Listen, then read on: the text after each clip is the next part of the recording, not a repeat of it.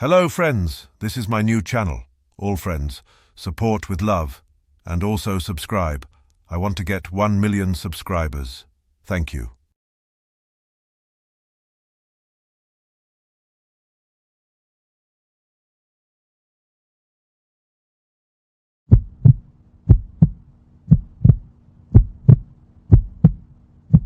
One. Have you ever felt like someone is watching you through your screen? 2. If you came across a mysterious and haunting link, would you dare to click it? 3. Have you ever stumbled upon a web page that refuses to close no matter what you do? 4. How would you react if you saw a live feed of your own room on your screen? 5. Do you believe some websites can curse anyone who visits them?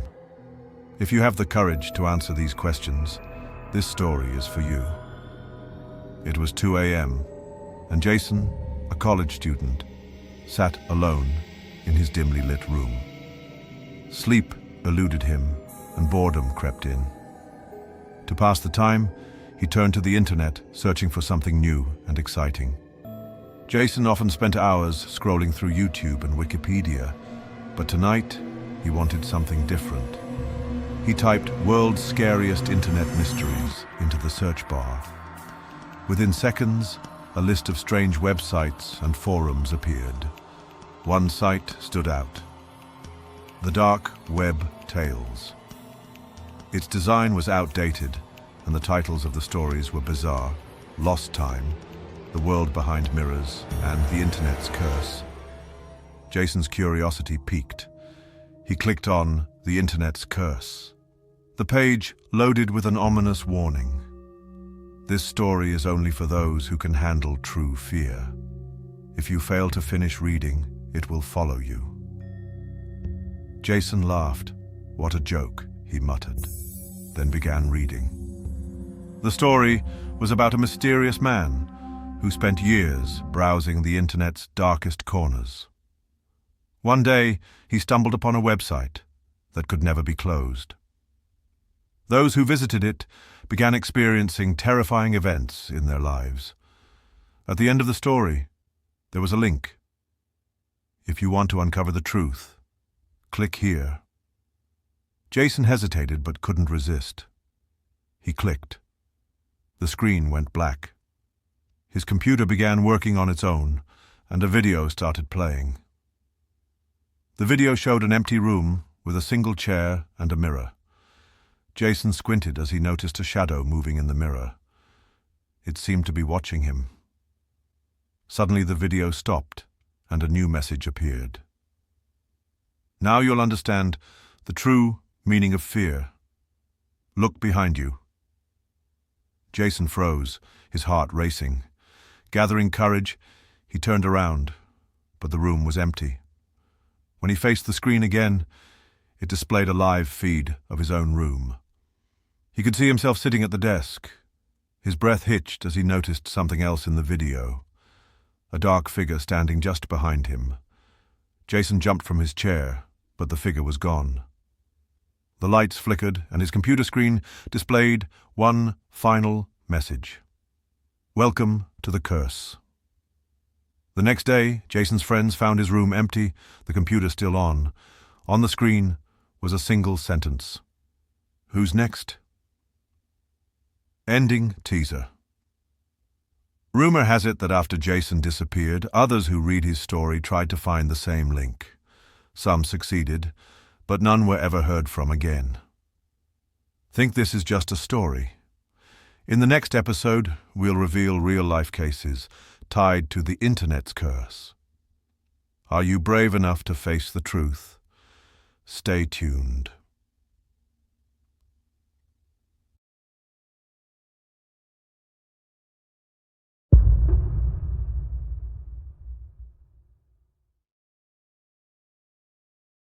Being country music fans, my parents and I had decided to take a spring road trip from Wisconsin to Nashville, Tennessee. It was a nice break from work, and after a long winter, the warmer weather was most appreciated. As we made our way south through the Smoky Mountains, The dogwood trees along the interstate were all in bloom.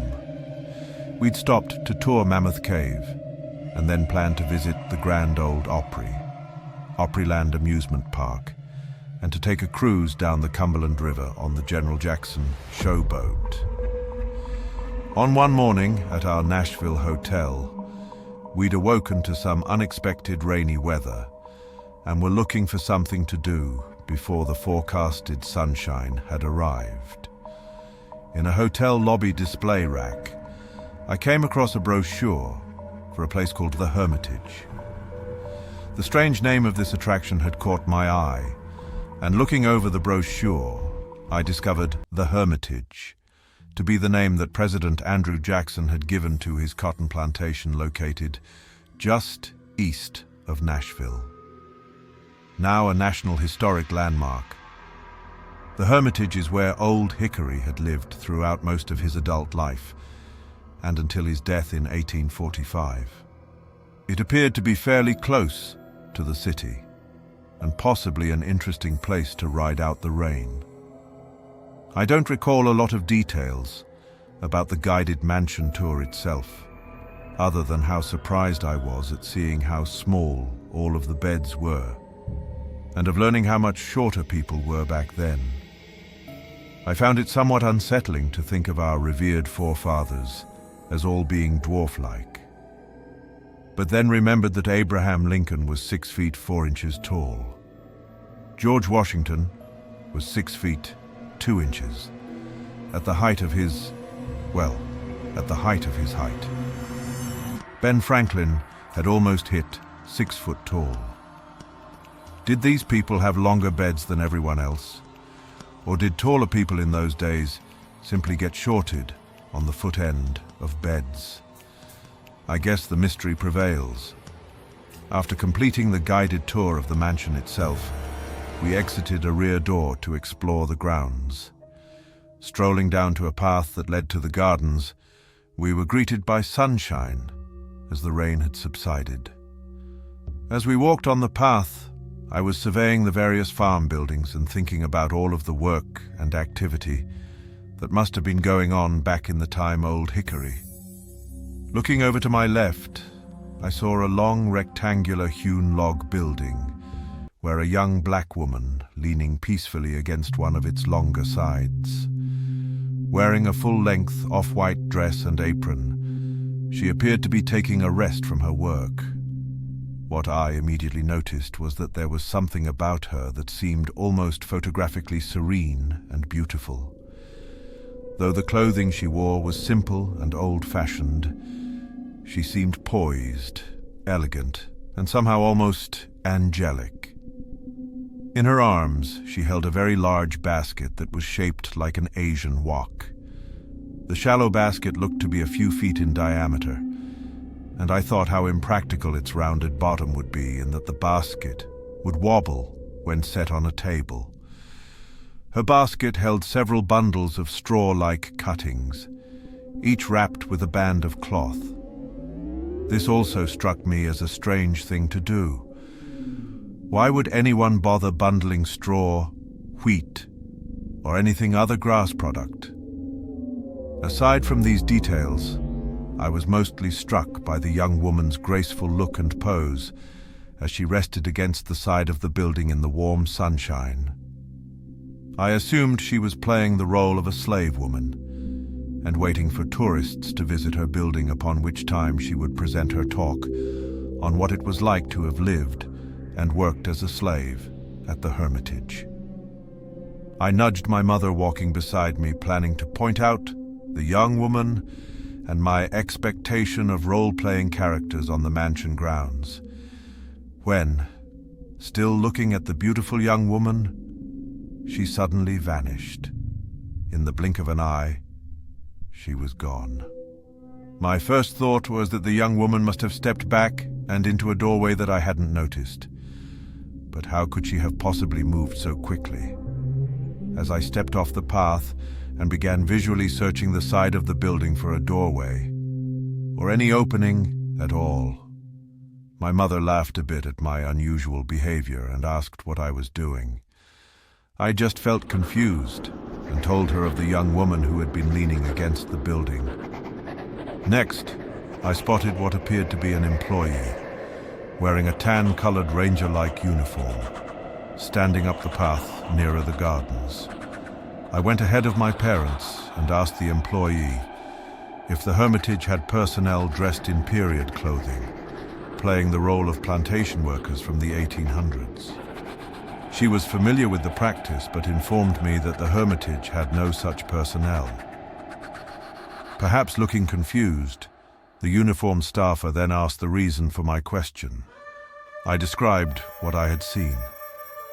She then chucked knowingly and quipped, "Oh yes, that happens here a lot." I didn't understand her comment, as I hadn't yet made the connection to a possible spirit apparition, and asked, "What happens here a lot?" She informed me that the Hermitage was considered one of the most haunted historical sites in the United States, and then asked me if we had been over to tour the log building where I had seen the young woman. My first thought was that the building itself hadn't looked particularly interesting to me, but simply responded that we had not. She then informed me that the building had been the slave quarters for President Jackson's many slaves. We went on to walk the gardens, visit President Jackson's tomb, and walk the outbuildings, including the slave quarters, but I saw no other apparitions.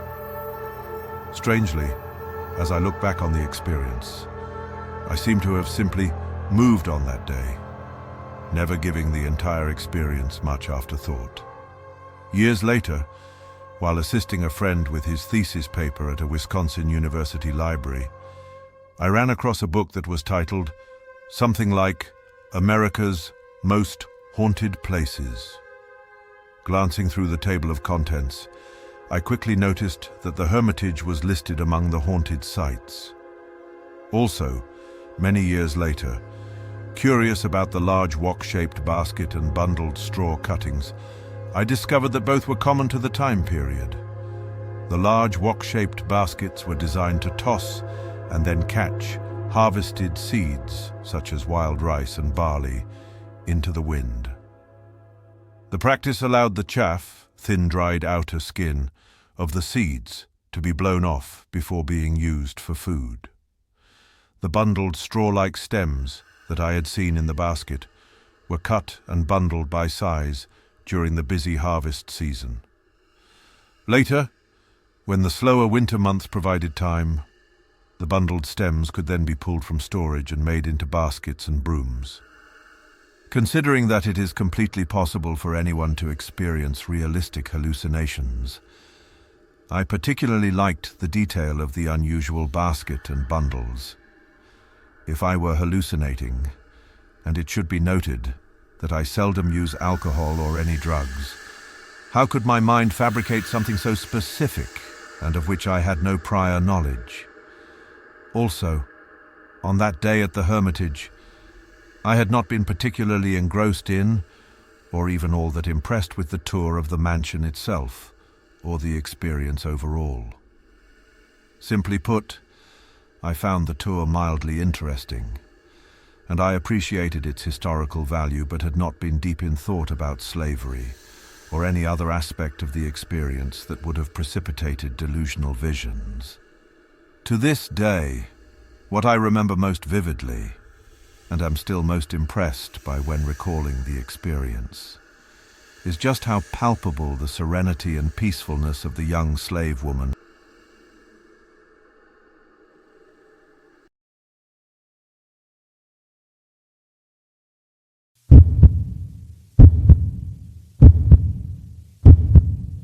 I am a motorcycle enthusiast.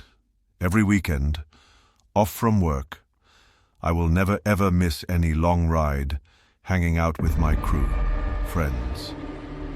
There was this one weekend, all my friends were not available, as they have to do some errands back at home with their family. I was left alone, since I was the only one single.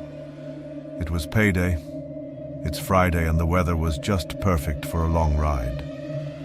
I decided to go off by myself. and the place I was thinking going to is in Baguio. I was planning a back and forth ride. I prepared early. I took off around 11 p.m., so I'll be back probably around that time as well. I live in Makati, by the way, so it was like an 8 hours ride on a motorcycle. Well, that depends if I will be doing some stopovers and whatnot. I was totally excited because it's my first time, as I've never ever done a solo ride going in Baguio. Cut the story short, I was using a Yamaha NMAX 155. Since this is a below 400cc bike, I had to pass by some cities, such as Bulacan, Nueva Ecija, Tarlac, and so on. It was fun though, because there was no traffic. Also, I was so comfortable.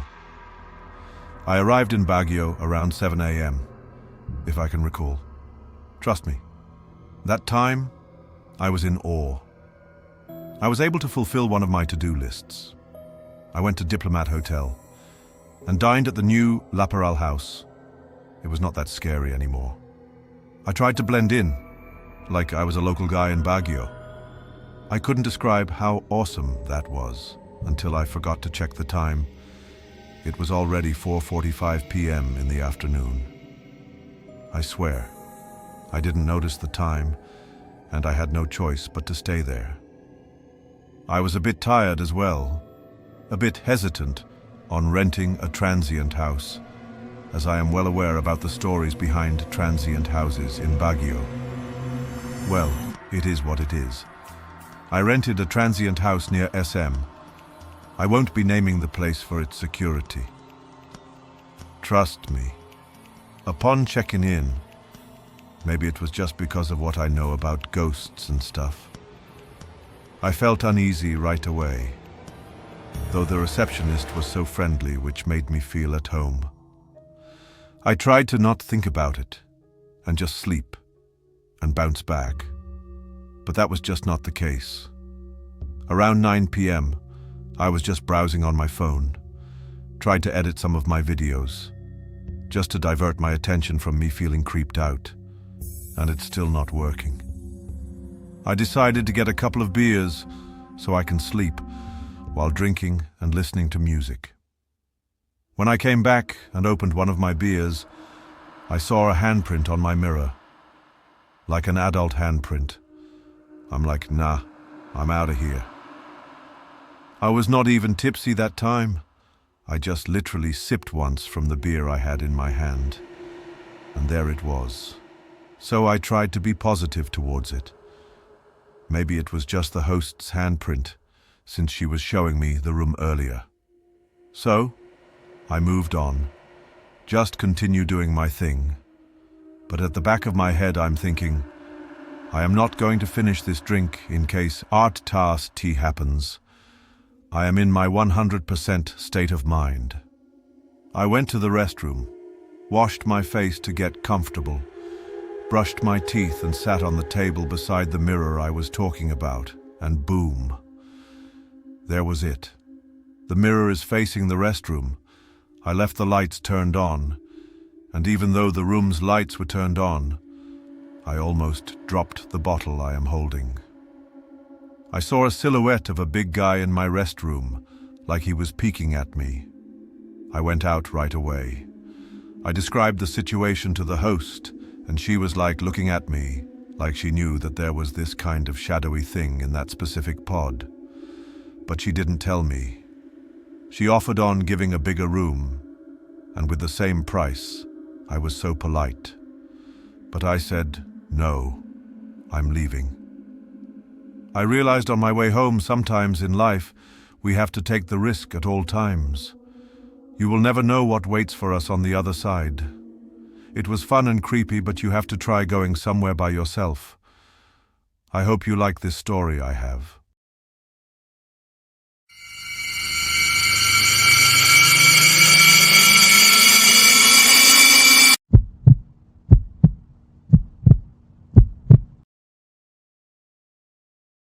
Today, the story which I am going to share with you all is a bit scary and real experience, which happened with me last year in 2023. The story revolves around my gym. First, let me share the details of my gym. My gym has 3 floors. On ground floor, there is weight section, CrossFit section, and reception, where you can do inquiry about the gym. On first floor, there is cardio section, terrace to do yoga, and gym office, members not allowed. On second floor, there is another terrace which is rarely used to do workout like Pilates and Zumba. This incident revolves around the terrace of the second floor. I usually do workout in the CrossFit section. Now the incident goes as follows. It was 10 p.m. in the night. My elder sister, my trainer, 5 of my friends and myself have decided to go to a place to party post-workout. The same day, I went to the second floor terrace to see what was there, as I have never seen that room before. As you all know, curiosity kills the cat. I saw it was a mid-sized room, and the floor was covered with green turf, and there was a tap attached to a wall. I opened the tap to check whether water was flowing or not. The water was flowing. After checking the room, I was going down, but suddenly I heard a banging sound from the rooftop of that terrace. The sound was not that loud, but I heard it clearly. It came from someone to 1.5 meters away from me. Hearing that sound, I was a bit afraid, but I didn't think about it that much. As soon as I went down, I thought maybe I have left that tap open. My friends were waiting for me, so I told them to wait until I check the tap and come back. I went to the second floor again, but now I did not enter the room fully. I was only watching inside the room, standing behind the door. Just as I was watching inside the room, that banging sound came again. But this time, it was very loud, and it did not come from a distance. It came just above me on the roof. I was very shocked to hear that sound. I closed the door without checking the tap and went down quickly, chanting Karpur Gauram Karunavtaram, mantra of Lord Shiva, to relieve my fear. After this incident, I never went to that second floor again, and I still don't know what was the source of that sound. Anyways, I hope you all liked my story. We will meet soon in another story. So take care. Goodbye.